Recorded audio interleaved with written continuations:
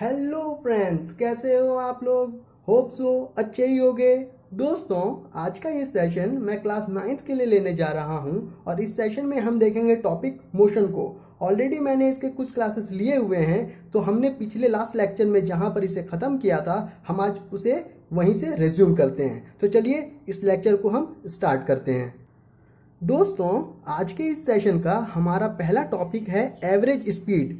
Speed के बारे में ऑलरेडी हमने लास्ट लेक्चर में देख लिया कि स्पीड क्या है, लेकिन इसके साथ एक वर्ड लिखा है एवरेज। एवरेज मतलब क्या, ये टर्म हमने मैथ्स में भी देखा है। एवरेज मतलब होता है औसत। एग्जाम्पल के तौर पर मैं आपको एक एग्जाम्पल देता हूँ। सपोज एक बैट्समैन है, वो कुछ 10 इनिंग खेलता है और वो कुछ 10 इनिंग में कुछ रन्स बनाता है। किसी मैच में वो 1 रन बनाता है, किसी में 0 बनाया, किसी में 10 बनाया, किसी में 5 बनाया, ऐसे करके अनइवन, है ना, एक समान नहीं।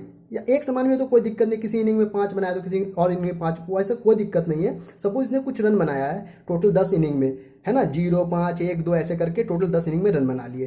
तो उसके बाद क्या होगा, हमें अगर उस रन का एवरेज चाहिए तो हम क्या करते हैं, उस टोटल रन को जो उसने 10 इनिंग्स में बनाया है उन सभी रन्स को ऐड कर लेते हैं और 10 से डिवाइड कर लेते हैं। 10 से डिवाइड करने से क्या हो जाता है कि हमारा एक इनिंग का एवरेज निकल कर आ जाता है। कि अगर सपोज मान लो किसी इनिंग में वो 0 पर भी आउट हुआ है, लेकिन उसने बाद के इनिंग्स में कुछ इस तरह से रन बनाए हैं कि अगर हम उस पूरे रन का एवरेज निकाले, यानी पर इनिंग का रन निकाले, तो एटलीस्ट सपोज निकल कर आ गया मेरे पास 10 रन, है ना। 10 से डिवाइड करने पर उस टोटल को निकल कर आ गया कितना, 10 रन। सपोज ऊपर ऐड करके 10 इनिंग का रन 100 आ गया, नीचे 10 से डिवाइड किया तो एवरेज हमारा 10 आ गया। उस 10 का निकलने का मतलब क्या है, उस 10 के एवरेज का निकलने का मतलब है मिनिमम उसने हर इनिंग में 10 रन बनाया है। इवन दो वो 0 पर किसी इनिंग में आउट हो गया है, लेकिन उसका एवरेज ये दिखा रहा है उसने बाद में कुछ इस तरह से रिकवरी किया है कि अगर वो किसी इनिंग में 0 पर आउट हो भी गया है, लेकिन उसका एवरेज उसे बचा ले रहा है। मतलब उसने हर इनिंग में मिनिमम 10 रन तो बनाए ही हैं, उसने इस तरह से कवर अप किया है। तो उसी कॉन्सेप्ट पर हम यहाँ पर काम करेंगे। तो यहाँ पर स्पीड है, तो स्पीड का हमने फॉर्मूला क्या पढ़ा था, डिस्टेंस अपॉन टाइम। लेकिन यहाँ पर इस एवरेज वर्ड के आते ही हमारा वो फॉर्मूला डिस्टेंस अपॉन टाइम तो रहा, लेकिन यहाँ पर इस एवरेज वर्ड के आते ही वो डिस्टेंस टोटल डिस्टेंस में कवर हो गया और वो टाइम टोटल टाइम में कन्वर्ट हो गया। इसका मतलब क्या, चलिए इसको हमें एक एग्जाम्पल के थ्रू वापस से फिर समझाता हूँ।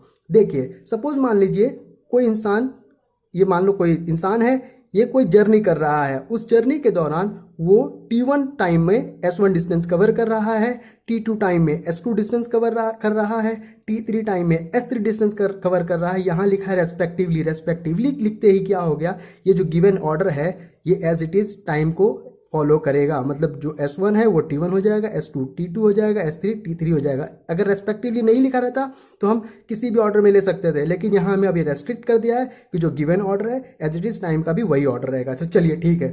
तो यहाँ पर एवरेज स्पीड क्या कहता है, total distance. Total distance means कि ये जो टोटल डिस्टेंस यानी S1 plus S2 plus S3 individually जो डिस्टेंस अलग अलग टाइम पे कवर किया वो तो ठीक है, लेकिन यहाँ पर टोटल डिस्टेंस की बात, मतलब इस आदमी ने जो टोटल डिस्टेंस कवर किया है ए पॉइंट से लेकर बी पॉइंट तक। सपोज मान लो वो इस पॉइंट से जर्नी शुरू कर रहा था, इस पॉइंट पर जा रहा था, है ना। तो T1 टाइम पर कुछ S1 डिस्टेंस, T2 टाइम पर कुछ S2 डिस्टेंस, T3 टाइम पर कुछ S3 डिस्टेंस, है ना। तो क्या हो गया, टोटल डिस्टेंस ए से बी के बीच में ही आएगा ना। ए से बी का डिस्टेंस कितना है, तो इस टोटल डिस्टेंस को हम क्या करेंगे, ऐड कर लेंगे। इसको ऐड करते ही क्या करेंगे, बैट्समैन के केस में क्या कर रहे थे, हम टोटल इनिंग से डिवाइड कर रहे थे, और वो इनिंग यहाँ पर क्या है, टाइम का काम करेगा। यानी यहाँ पर टोटल टाइम हो जाएगा। टोटल टाइम क्या, T1 T2 T3 तीनों को ऐड करेंगे, उस टोटल डिस्टेंस से डिवाइड कर देंगे। जैसे ही डिवाइड करेंगे तो हमें मिल जाएगा कि पर सेकेंड उसने कितना स्पीड रखा अपना मेंटेन उस डिस्टेंस को कवर करने के लिए। अगर उसी स्पीड से वो कंटिन्यूस चलता रहे तो ए से बी तक जाने में वो जितना टाइम निकाल लिया है ना, वो अप डाउन करके, तो अगर वो उस एवरेज से ही चलता रहे तो वो उसी समय पर पहुंच जाएगा ए से बी पर। होप सो अब आप ये बात समझ गए होंगे। चलिए आगे देखते हैं। अब यहाँ पर एक नोट लिखा है। नोट क्या लिखा है उसे समझते हैं। Average speed is the average of initial and final speed if the particle is in motion such that its speed changes either increase or decrease at a constant rate.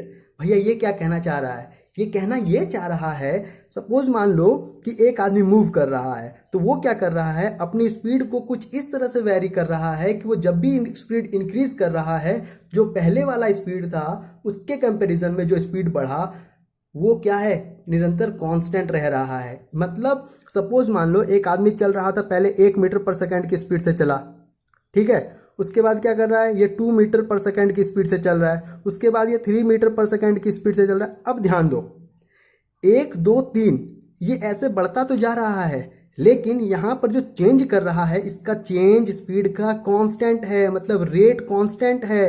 किस rate से बढ़ रहा है, ये एक एक के कांस्टेंट रेट से बढ़ता जा रहा है, यानी 1 से 2 हुआ डिफरेंस, 2 से 3 हुआ कांस्टेंट रेट कितना, 1।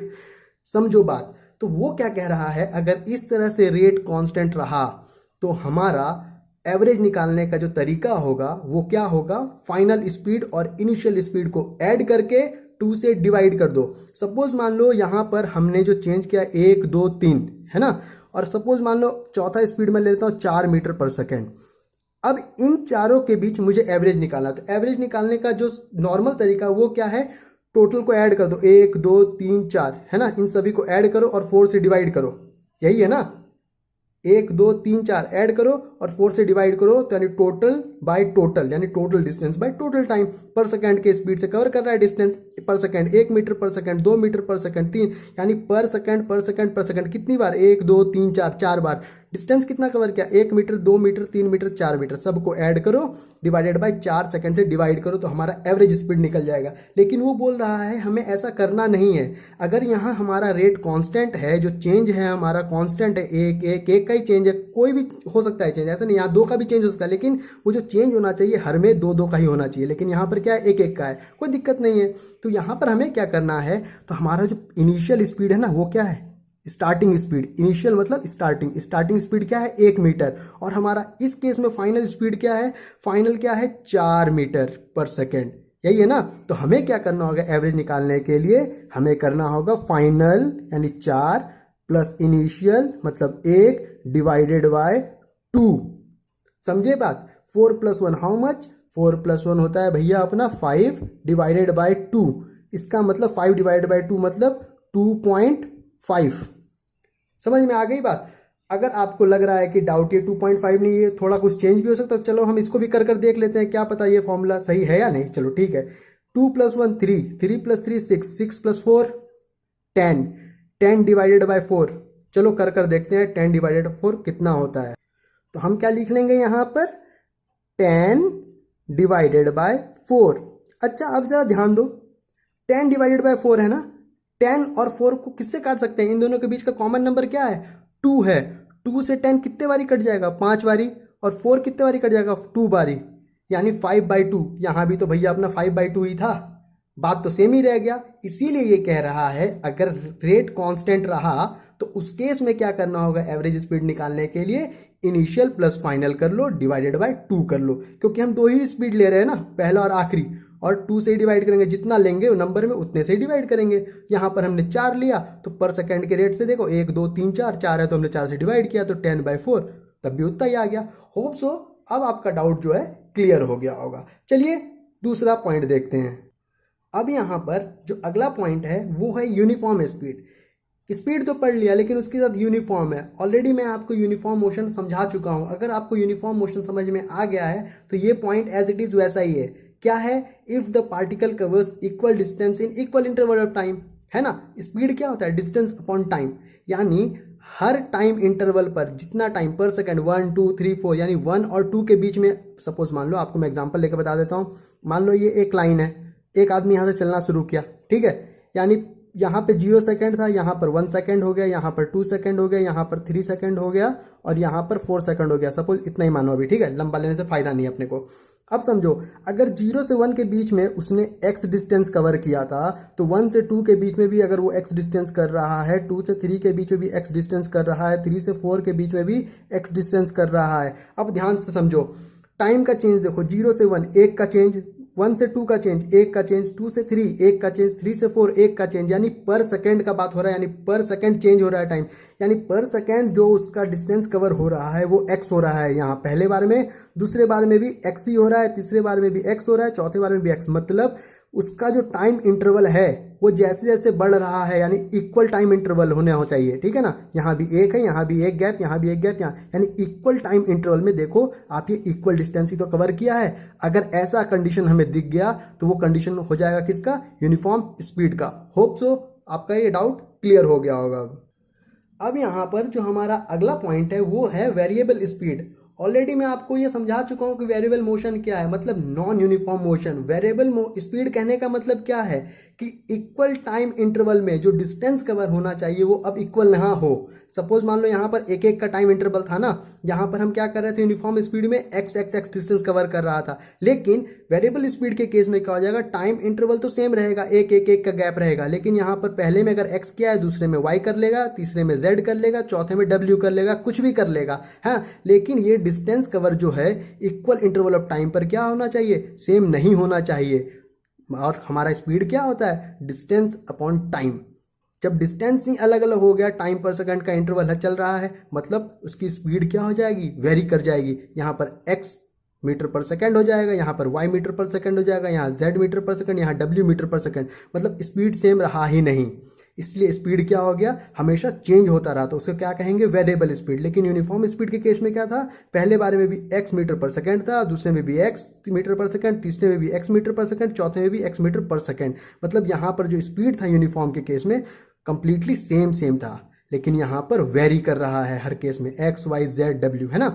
चलो इसका एक एग्जाम्पल आपको समझ लो। एरोप्लेन, जब एरोप्लेन को क्या बोलते हैं, टेक ऑफ करना होता है, तो उस वक्त उसे कुछ स्पीड चाहिए होती। वो जो स्पीड, मतलब कोई भी चीज़ अगर मान लो उड़ना चाहे तो उसे क्या करना होगा, सब कुछ सारा फ्रिक्शन वेक्शन काटना होगा, है ना, प्रेशर उतना क्रिएट करना होगा उसे ऊपर जाने के लिए। तो उस केस में क्या होगा, उससे अपनी स्पीड क्या करनी होगी, बढ़ानी होगी। यानी उस केस में जो उसका स्पीड होगा काफ़ी तेज होगा, क्योंकि उसे क्या करना है, टेक ऑफ करना है, ऊपर जाना है ना। उसके आगे जितने भी रुकावट है उस रुकावट को काटते हुए उसे आगे जाना है, इसलिए क्या होगा, उसे मैक्सिमम स्पीड लगेगा। तो जैसे ही ये ऊपर उड़ जाता है, उसके बाद क्या होता है, ऊपर उड़ने के बाद, है ना, वो क्या करता है, ऑलमोस्ट क्या करता है, अपनी स्पीड कांस्टेंट मेंटेन करता है, एक स्पीड को मेंटेन कर लेता है, जिसके थ्रू क्या करता है, वो चलता रहता है ना। ठीक है, अप डाउन थोड़ा बहुत हो सकता है, लेकिन उतना चेंज मायने नहीं रखता। मतलब क्या है, वहां पर ऑलमोस्ट स्पीड क्या रहेगा, कांस्टेंट। जब वो टेक ऑफ कर रहा था उस वक्त उसे अधिक स्पीड चाहिए थी, लेकिन जब वो बीच में उड़ गया, ऊपर आसमान में है, तो वो क्या है, ऑलमोस्ट कांस्टेंट स्पीड से चल रहा है। लेकिन जैसे ही वो अपनी डेस्टिनेशन पे पहुंचने वाला होता है, तो क्या होगा, कोई भी आदमी अगर अपनी डेस्टिनेशन पे पहुंचने वाला होता है, अगर वो स्टार्टिंग में अधिक तेज चल रहा होता है, जैसे ही लगता है कि उसने मेरा घर आ गया, तो क्या करता है, अपनी स्पीड क्या करता है, धीरे धीरे स्लो करता रहता है। नहीं तो अगर वो अपनी स्पीड तेज रखेगा तो अपनी डेस्टिनेशन से भी आगे चला जाएगा, है ना, जो हमें करना नहीं है ना। तो वो क्या करता है, जब एरोप्लेन उतरता है तो वो अपनी स्पीड क्या करता है, धीरे धीरे घटाना शुरू करता है। तो टेक ऑफ के समय स्पीड अधिक था, इन बिटवीन स्पीड कांस्टेंट रहा, डेस्टिनेशन पे पहुंचने वक्त स्पीड डिक्रीज होना शुरू हो गया। मतलब तीनों कंडीशन देखो, एक पे अधिक था, एक पे कम था, एक में कांस्टेंट रहा, मतलब तीनों स्पीड वेरिएबल रहे, इसीलिए तीनों स्पीड चेंज थे। तो इसीलिए ये क्या हो गया, एक वेरिएबल स्पीड का एग्जाम्पल हो गया। होप सो आप समझ गए होंगे। चलिए आगे देखते हैं। अब क्या है, यहाँ पर हमारे पास एक क्वेश्चन गिवन है। चलिए इस क्वेश्चन को सॉल्व करके देखते हैं, हमने जो पीछे पढ़ा है जितना भी, उस कॉन्सेप्ट को लगाकर इस क्वेश्चन को सॉल्व कर पाते हैं या नहीं। ठीक है, चलिए स्टार्ट करते हैं। क्वेश्चन क्या है, the distance between Delhi and Agra is 200 kilometre. क्या बोल रहा है, दिल्ली और आगरा के बीच की जो दूरी है 200 किलोमीटर है। एक बात ध्यान दो, फिजिक्स या मैथ्स कोई भी सब्जेक्ट पढ़ो, जैसे जैसे सवाल बोलता जा रहा है, अपना जो वो क्या बोलते हैं डायग्राम है, उस डायग्राम को साथ साथ बनाते चलो और डेटा को साथ साथ नोट डाउन करते चलो। अगर आप बार बार सोचोगे मैं क्वेश्चन पढ़कर ही सॉल्व कर लूंगा ना, तो बीच में अगर फंस गए तो आप पूरी तरह से फंस जाओगे, है ना। अगर आप यहाँ पर डायग्राम ड्रॉ कर लोगे तो सब कुछ आपके सामने प्रैक्टिकली आ जाएगा, आप वहां से एनालाइज इजिली कर सकते हो। ठीक है, तो पहले क्या बोला है, दिल्ली से आगरा के बीच की दूरी कितनी है, 200 किलोमीटर है। चलिए हम क्या करते हैं, यहाँ पर एक डायग्राम बना लेते हैं ऐसे करके। क्या बोल रहा है, यहाँ पर दिल्ली है और यहाँ पर आगरा है, यानी दिल्ली को डी से रिप्रेजेंट कर दिया मैंने और आगरा को ए से रिप्रेजेंट कर दिया। और इसके बीच की दूरी कितनी बोल रहा है, ये 200 किलोमीटर है। चलिए लिख लिया हमने। उसके बाद क्या बोल रहा है, अ train travels the first 100 kilometre at a speed of 50 kilometre per our.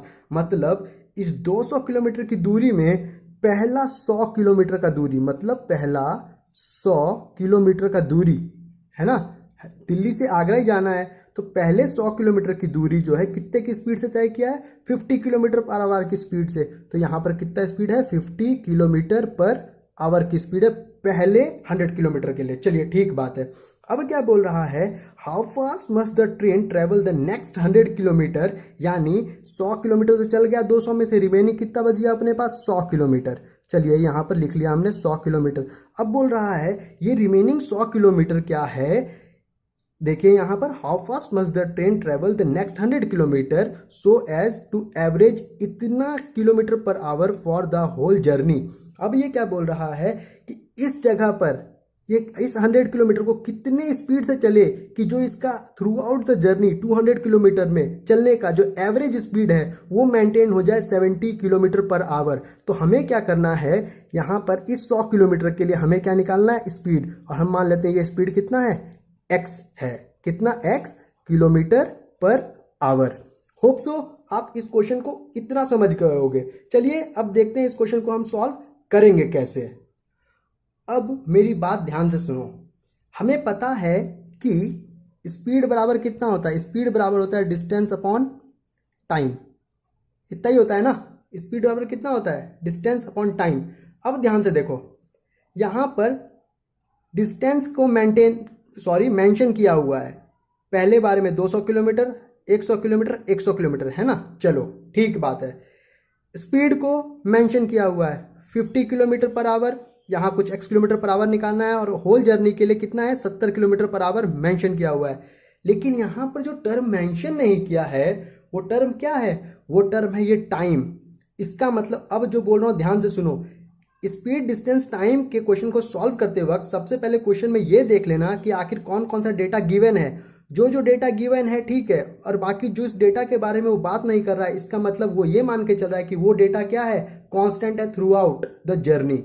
मतलब अब हम क्या करेंगे, यहाँ पर स्पीड और डिस्टेंस को तो दिया हुआ है, टाइम को दिया नहीं है, तो हम क्या करेंगे, इस टाइम को कांस्टेंट मानकर चलेंगे थ्रू आउट द जर्नी। मतलब कि मान लो कि दिल्ली से 100 किलोमीटर चला तो ये कुछ टाइम कवर करेगा ना। 100 किलोमीटर चलने में किस स्पीड से चला, 50 किलोमीटर पर आवर से। इस दौरान जो इसका टाइम था वो था t1, ठीक है, मान लिया t1।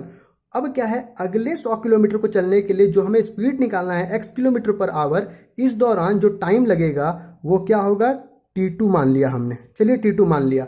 अब समझो बात, ये जो t1 plus t2 through out the journey में हमने टोटल टाइम कवर किया है ना, इस जर्नी में जो टोटल टाइम हमें लगा है, ये टोटल टाइम जो है यहाँ पर t1 प्लस t2 ये ऐड होकर जो यहाँ हमें 200 किलोमीटर कवर करेंगे अगर हम इस 70 किलोमीटर पर आवर की स्पीड से, उस दौरान जो हमें टाइम लगेगा उस टाइम के बराबर होगा। मतलब हमारा through out the journey time constant है। मतलब अगर इस 200 किलोमीटर को डायरेक्टली 70 किलोमीटर पर आवर की स्पीड से कवर करे तो हम मान लेते हैं इस दौरान हमें टाइम अगर t लगता है तो ये टोटल टाइम जो है ये बराबर हो जाएगा हम जो ब्रेक करके जर्नी कर रहे हैं, मतलब t1 प्लस t2 के बराबर। होप सो अब आपको ये बात क्लियर हो गई होगी। अब यहाँ पर क्वेश्चन बहुत सिंपल हो गया है ना। इतना समझने के बाद ये क्वेश्चन में दम ही नहीं रहा। अब क्या है, speed equals to distance upon time होता है। अगर मैं टाइम को इधर भेजूँ तो स्पीड नीचे आ जाएगा, मतलब डिस्टेंस बाय स्पीड हो जाएगा, टाइम इधर आ जाएगा। और टाइम यहाँ लिखा है तो टाइम बराबर कितना होता है, डिस्टेंस अपॉन स्पीड। भैया इस टोटल जर्नी का जो डिस्टेंस है कितना गिवन है, 200 किलोमीटर। चलो लिख दिया हमने, कितना, 200 किलोमीटर डिवाइडेड बाय स्पीड कितनी गिवन है, एवरेज, इस टोटल 200 के लिए डायरेक्ट एवरेज 70। कितनी स्पीड गिवन है, 70। चलो 70 लिख दिया हमने। अब यहाँ पर t1 टाइम के लिए हमारा डिस्टेंस 100 किलोमीटर गिवन है और स्पीड अपने पास 50 गिवन है। तो अब क्या करेंगे, डायरेक्टली यहाँ पर सब्सटीट्यूट कर लेते हैं। कितना हो जाएगा, 100 प्लस डिवाइडेड बाय 50 प्लस, अब ध्यान दो, है ना, अब ध्यान दो, अब इस t2 टाइम को निकालने के लिए हमारे पास डिस्टेंस तो गिवन है, कितनी गिवन है, 100 किलोमीटर, क्योंकि अगली जर्नी वापस से 100 किलोमीटर की है, 100 गिवन है। लेकिन हमें अब क्या है, स्पीड भैया पता नहीं है। और वो स्पीड जो पता नहीं है हमें उसी स्पीड को निकालना है। और हमने क्या माना हुआ है यहाँ पर स्पीड हमने माना हुआ है x किलोमीटर पर आवर। तो यहाँ पर स्पीड की जगह क्या रख देंगे हम, x रख देंगे।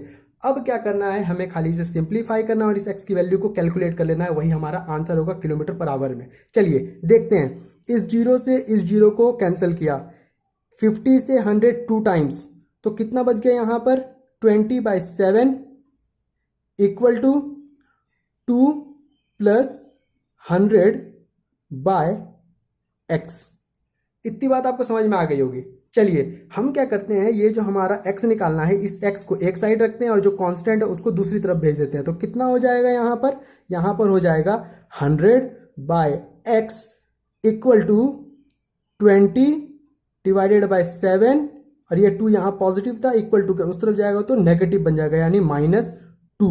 होप सो आपको इतनी बात अभी तक समझ आ गई होगी। चलिए आगे देखते हैं इसे सॉल्व कैसे करेंगे। अब क्या है, यहां पर जो 100/x है एज इट इज हम क्या करते हैं, यहां पर उतार लेते हैं। 100/x हो गया। अब समझो यहां पर 1 है, इस 2 के नीचे कुछ नहीं है, तो इस 2 के नीचे क्या है 1 है। इसका मतलब 7 और 1 का एलसीएम हाउ मच, 7 और 1 का एलसीएम हो गया 7। 7 से 7 को डिवाइड करो 1, 1 से 20 मल्टीप्लाई होगा तो 20 ही हो जाएगा। 1 से 7 7 time divide, 7 into 2 how much 14। Hope so आप इतनी बात समझ गए होगे। अब क्या है, यहीं पर इसे सॉल्व करके मैं लिख देता हूं। 20 - 14 कितना होता है, 20 में से 14 गया 6, नीचे कितना बच गया 7 बच गया। इतनी बात समझ में आ गई। अब क्या करना है, हमें इस x की वैल्यू निकालनी है। इस x की वैल्यू को निकालने के लिए क्या करेंगे, क्रॉस मल्टीप्लाई करके x इधर भेज देंगे और इन दोनों को इधर लाके मल्टीप्लाई कर देंगे। तो होगा कितना, आप समझो बात, x बराबर 100 into 7 divided by how much, divided by 6। समझ रहे हो क्यों, क्योंकि क्या होगा, ये x जाके इधर मल्टीप्लाई हो जाएगा, ये 7 जाके 100 से मल्टीप्लाई हो गया और ये 6 आ गया डेनोमिनेटर में और x की वैल्यू हमारी निकल गई। अब क्या करना है, इसे हमें बस सिंप्लीफाई करना है ना। तो यहां ध्यान से देखो, ये 100 कितने बारी जाएगा 2 से 50 टाइम्स, ये 6 कितने बारी जाएगा 2 से 3 टाइम्स, 50 इंटू 7 यानी 7 इंटू 5 हाउ मच 35, पीछे एक जीरो लगा लिया हमने, डिवाइडेड बाय कितना है 3। इसे बस जो डिवाइड कर आंसर आएगा वही अपना आंसर होगा। देखो काट लेते हैं, 3 से 3 1 टाइम्स, 3 से 5 को भी कितना काटेंगे 1 टाइम्स, कितना बचेगा 20, 20 कितने बारी 6 टाइम्स 18, पॉइंट वापस से 0, फिर वापस से 6 टाइम्स, ऐसे ही 6 6 ये बढ़ता चला जाएगा। यानी कुल मिला के जो आंसर आ जाएगा हमारा अप्रॉक्स में, वो कितना हो जाएगा आंसर, बोलो कितना हो जाएगा 116.67 kilometre per our. Hope so आपको ये बात समझ में आ गई होगी। चलिए आगे देखते हैं। अब हमारा जो अगला क्वेश्चन यहाँ गिवन है वो है, a motorcyclist drive from place A to B with a uniform speed of 30 kilometre per hour and return from place B to A with a uniform speed of 20 kilometre per hour, find his average speed. ये क्या बोल रहा है, ये बोल रहा है एक आदमी यानी मतलब एक साइकिलिस्ट जो है यहाँ पर चला रहा है साइकिल, वो A से B जा रहा है ना। यहाँ पर हमें पता नहीं है A से B की दूरी क्या है, तो हम मान लेते हैं सपोज A से B की दूरी क्या है, कुछ D मीटर है ना। A से B की दूरी क्या है, कुछ D किलोमीटर है ना। सब कुछ किलोमीटर में दिया है तो हम यहाँ क्या करेंगे, मीटर नहीं किलोमीटर मानेंगे, ठीक है। चलो कितनी हो गई दूरी इसकी A से B की, D किलोमीटर। चलो ठीक बात है। अब क्या बोल रहा है, जब वो A से B जा रहा है उस वक्त वो चला रहा है 30 किलोमीटर पर आवर की स्पीड से। कितनी की स्पीड से चला रहा है, 30 किलोमीटर पर आवर की स्पीड से। अब ध्यान देना क्या कर रहा हूं मैं, जब ये यहाँ पर 30 किलोमीटर पर आवर की स्पीड से चला रहा है A से B, तो उस दौरान वो दूरी कितनी कवर कर रहा है, D किलोमीटर। स्पीड कितनी है 30 किलोमीटर पर आवर। तो मतलब भैया सपोज हम मान लेते हैं A से B जाने वक्त उसे जो टाइम लगता है वो कुछ T1 है, तो मतलब T1 की वैल्यू कितनी हो जाएगी, distance upon speed, time equal to distance upon speed. तो डिस्टेंस कितनी है D, तो लिख दिया हमने क्या D। स्पीड कितनी है अपनी A से B जाते वक्त 30, तो लिख दिया हमने 30। मतलब T1 की वैल्यू यानी A से B जाने के लिए जो समय लग रहा है हमें कितना लग रहा है, D/30, मतलब डिस्टेंस अपॉन स्पीड। ये वैल्यू हो गई अपनी टाइम की। चलो ठीक बात है। अब वापस क्या बोल रहा है, जैसे ही वो A से चलकर B पर पहुंचा इस टाइम में, उसके बाद वापस वो बी से क्या करता है, ए पर जाता है। उस वक्त भी उसे कुछ टाइम लगेगा। उस वक्त अगर जो उसे टाइम लग रहा है हम उसे मान लेते हैं वो टाइम कुछ t2 है ना। कितनी है, t2 है। अब ध्यान दो, ए से बी और बी से ए, दूरी तो भैया वही रहेगी ना, थोड़ी डी के जगह कुछ एक्स हो जाएगा। ए से बी के बीच की दूरी जितनी है, बी से ए के बीच की दूरी भी कितनी है, टी किलोमीटर ही है। समझ रहे हो बात। चलो, तो T2 को निकालने के लिए जो डिस्टेंस कवर कर रहा है ये साइक्लिस्ट बी से ए के लिए, वो दूरी क्या तय कर रहा है, वापस से डी किलोमीटर ही तय कर रहा है। लेकिन इस दौरान जो उसकी स्पीड है, वो जो उसकी स्पीड है कितनी हो गई, 20 किलोमीटर पर आवर। मतलब उसकी स्पीड हो गई अब कितनी, 20। होप सो आपको इतना सब कुछ क्लियर होगा। चलिए आगे देखते हैं। अब ध्यान दो, हमें निकालना क्या है, एवरेज स्पीड। एवरेज स्पीड क्या होता है, total distance by total time, यही होता है ना। हम मान लेते हैं कि हमारा एवरेज स्पीड जो है कुछ एस है ना। और इस एवरेज स्पीड को निकालने के लिए फॉर्मूला क्या लगाना होगा, total distance by total time. भैया टोटल डिस्टेंस कितना ट्रेवल किया उस साइक्लिस्ट ने, सोचो, ए से बी जाने के लिए उसने डी किलोमीटर तय किया, मतलब एक बार उसने डी किलोमीटर तय किया। फिर बी से वो ए आया तो वापस से उसने डी किलोमीटर तय किया, मतलब एक बार ए से बी जाते वक्त डी किलोमीटर, वापस से बी से ए आते वक्त उसने डी किलोमीटर, मतलब उसने टोटल जो जर्नी ए से बी की और बी से फिर वापस ए पर आया, उस दौरान उसने टोटल डी डिस्टेंस को 2 बार ही कवर किया। इसका मतलब इसने जो टोटल डिस्टेंस कवर किया वो हो गया D plus D. Hope so आपको सब कुछ क्लियर होगा अभी, है ना। उसके बाद ध्यान से, एवरेज स्पीड जो होता है वो होता है total distance by total time. भैया अपना टोटल डिस्टेंस तो हो गया डी प्लस डी। अब टोटल टाइम कितना होगा, टोटल टाइम होगा ए से बी जाते वक्त उसे t1 लगा टाइम, और बी से ए जाते वक्त उसे टाइम लगा t2। मतलब होल जर्नी में जो टाइम लगा कितना लगा, टोटल t1 प्लस t2।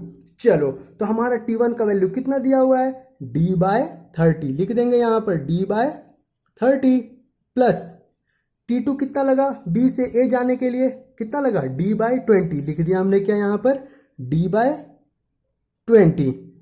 अब क्या करना है, इस एक्सप्रेशन को क्या करना है, सिंपली सॉल्व कर लेना है। चलो सॉल्व करके भी देख लेते हैं। d plus D how much, 2d। अब ध्यान से 30 और 20 का एलसीएम, 30 और 20 का एलसीएम निकाल कर देख लेना, वो होता है 60। कितना होता है, 60। चलो 30 से 60 को डिवाइड करो 2 times, 2 into D how much, 2d। 20 से 60 को डिवाइड करो, कितना हो गया, 3 times, 3 into D how much, 3d। हो गया इतना, समझ रहे हो बात। अब ध्यान दो, 2d ऊपर है, लिख देंगे हम कितना, 2d लिख दिया हमने, 2d divided by 2d plus 3d how much, 5d divided by 60। Hope so आपको इतना सब कुछ समझ में आ गया होगा मैं क्या किया हूँ, है ना। सिंपल सा कैलकुलेशन है और कुछ भी नहीं है इसमें, है ना, क्योंकि जितना भी कॉन्सेप्ट था वो यहीं पर लग गया। उसके बाद तो सिर्फ हमें क्या करना है, इसे इवेल्युएट करना है, सिंप्लीफाई कर लेंगे, हमारा सॉल्यूशन आ जाएगा। अब ध्यान दो, ये 60 ये जाकर इस 2d से मल्टीप्लाई हो जाएगा, तो कितना हो जाएगा, 2d इंटू 60, नीचे कितना बच जाएगा, 5d। क्या लिख देंगे नीचे, 5d। होप सो आपको समझ में आ रहा होगा सब कुछ। ये सिर्फ कैलकुलेशन है ना, कंफ्यूज नहीं होना है। जो भी था हमने यहाँ पर कर लिया, अब सिर्फ हम कैलकुलेशन कर रहे हैं, ठीक है। क्या होगा, अब इस d से ये d कैंसिल, इस 5 से 60 हाउ मच, कितने times, 12 times, 2 into 12 how much, 24, यानी 24 किलोमीटर पर आवर की स्पीड से अगर वो, मैं वापस से बोल रहा हूँ, 24 किलोमीटर पर आवर की स्पीड से अगर वो थ्रू आउट ए से बी भी जाए, बी से ए भी जाए, तो वो क्या हो जाएगा, जो स्पीड हमारा था ना, कितना था टोटल, देख लो, हमें एवरेज स्पीड निकालनी थी, तो ये एवरेज स्पीड क्या होगा, ए से बी जाने के लिए, बी से ए जाने के लिए, वो होगा 24 kilometre per our. Hope so आपको ये क्वेश्चन समझ में आ गया होगा। आज के इस सेशन में इतना ही। अगर आपको ये लेक्चर पसंद आया तो चैनल को सब्सक्राइब करें, वीडियो को शेयर करें, लाइक करें, कमेंट करें। तब तक के लिए thank you, have a nice day.